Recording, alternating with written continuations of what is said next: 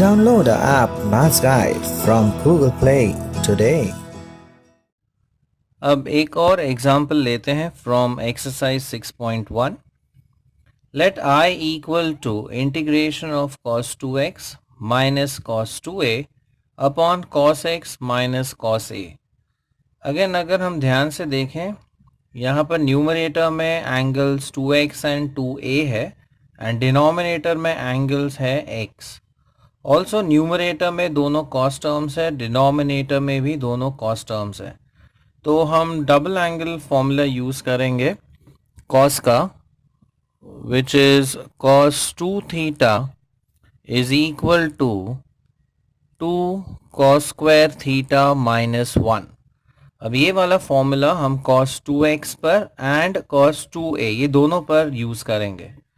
So the first term numerator में आ जाएगा 2 cos स्क्वायर 2x का हो जाएगा x minus 1 minus again cos 2a का हो जाएगा 2 cos square a minus 1 divided bye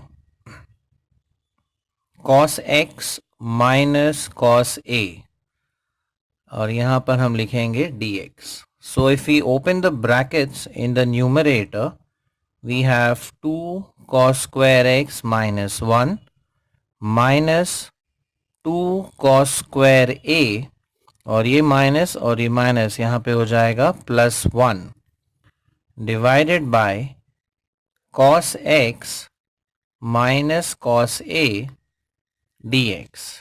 अब यहाँ पे -1 एंड +1 ये कैंसिल हो जाता है. न्यूमरेटर में से हम 2 जो कांस्टेंट है वो बाहर ले सकते हैं. सो न्यूमरेटर में रह जाएगा cos square x minus cos square a divided by cos x minus cos a dx. अब न्यूमरेटर में हम फैक्टराइज करेंगे using the formula a square minus b square. Now a square minus b square is a plus b मतलब cos x plus cos a into a minus b यानी cos x minus cos a divided by cos x minus cos a dx. अब cos x minus cos a ये cancel हो जाता है. So we are left with 2 times integral of cos x plus cos a dx.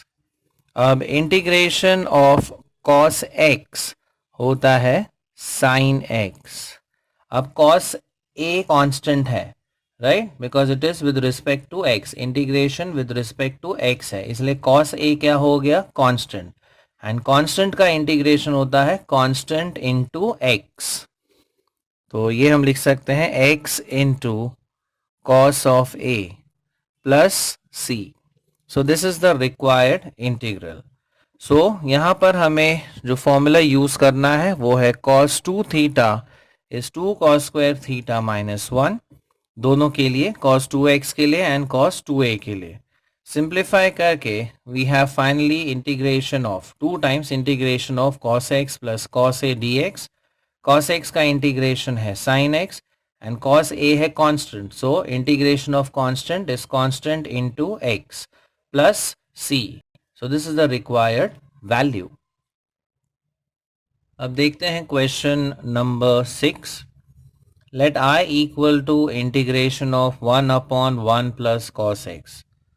अब इसे further simplify करने के लिए हम इसके कॉन्जुगेट से मल्टीप्लाई एंड डिवाइड करेंगे.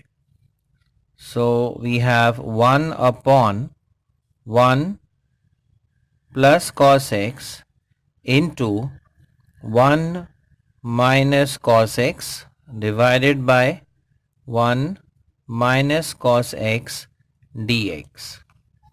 अब न्यूमरेटर में आ जाएगा 1 minus cos x and denominator में a plus B into a minus B is a square minus b square. सो डिनोमिनेटर में आ जाएगा 1 माइनस कॉस स्क्वायर एक्स. अब 1 माइनस कॉस स्क्वायर एक्स होता है sine square x. So we have 1 minus cos x upon sine square x dx. अब denominator को हम स्प्लिट करेंगे as 1 upon sine square x minus cos x upon sine square x dx. अब 1 upon sine square 1 upon sine square x होता है cosec square x and cos upon sine square को हम ऐसे स्प्लिट करके लिख सकते हैं as 1 upon sine x into cos x upon sin x dx, right? So further we get cosec square x minus अब 1 upon sin होता है cosec x and cos upon sin होता है cot x dx. अब ये दोनों standard integrals है. Now integration of cosec square x ये होता है cot x rather minus cot x.